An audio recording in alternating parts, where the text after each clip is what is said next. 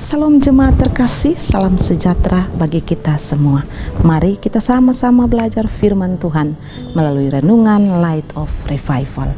Firman Tuhan bagi kita terambil dalam Bilangan pasal 14 ayat 8 dan 9. Demikian bunyi firman Tuhan. Jika Tuhan berkenan kepada kita, maka Ia akan membawa kita masuk ke negeri itu dan akan memberikannya kepada kita, suatu negeri yang berlimpah-limpah susu dan madunya. Hanya janganlah memberontak kepada Tuhan dan janganlah takut kepada bangsa negeri itu, sebab mereka akan kita telan habis. Yang melindungi mereka sudah meninggalkan mereka, sedang Tuhan menyertai kita. Janganlah takut kepada mereka. Bertindak dengan iman yang benar.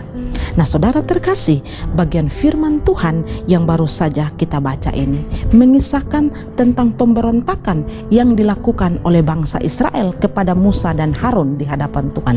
Ini pemberontakan yang mereka lakukan karena mereka mendapatkan berita dari 10 pengintai yang datang dengan membawa berita demikian. 12 pengintai pergi mengintai negeri Kanaan, tetapi datang dengan 2 bentuk laporan yang sangat berbeda. Pertanyaan kita adalah, mengapa hanya Yosua dan Kaleb yang memiliki laporan yang berbeda dibandingkan 10 pengintai yang lain? Kita akan belajar itu di dalam firman Tuhan kita tadi di ayat yang ke-8 dan 9. Hal pertama yang kita belajar adalah karena kedua orang, yakni Yosua dan Kaleb ini, mereka lebih percaya kepada Tuhan daripada kondisi negeri yang mereka lihat. Nah, saudara terkasih, ini hal yang paling penting yang ini disampaikan oleh Yosua dan Kaleb kepada bangsa Israel. Kepercayaan yang begitu luar biasa yang Kaleb dan Yosua tunjukkan, dan ini bukan sebatas kata-kata mereka, tapi ini yang mereka hidupi di dalam setiap tindakan mereka, dan ini juga yang mereka sampaikan di depan Musa dan Harun dan seluruh bangsa Israel. Saudara terkasih, kepercayaan mereka kepada Tuhan tidak bergeser sedikit pun, sekalipun yang mereka lihat hal-hal yang tidak menyenangkan. Yang kedua yang kita bisa belajar adalah Yosua dan Kaleb tetap berserah kepada Tuhan. Dari mana kita bisa lihat itu?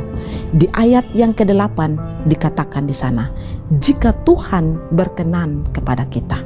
Mereka mengatakan itu bukan karena kita bisa, tapi yang mereka katakan pertama, jika Tuhan berkenan. Saudara terkasih, ini suatu bentuk kedewasaan iman dari Yosua dan Kaleb. Apapun yang terjadi, jika Tuhan berkehendak, Tuhan akan melakukannya bagi kita.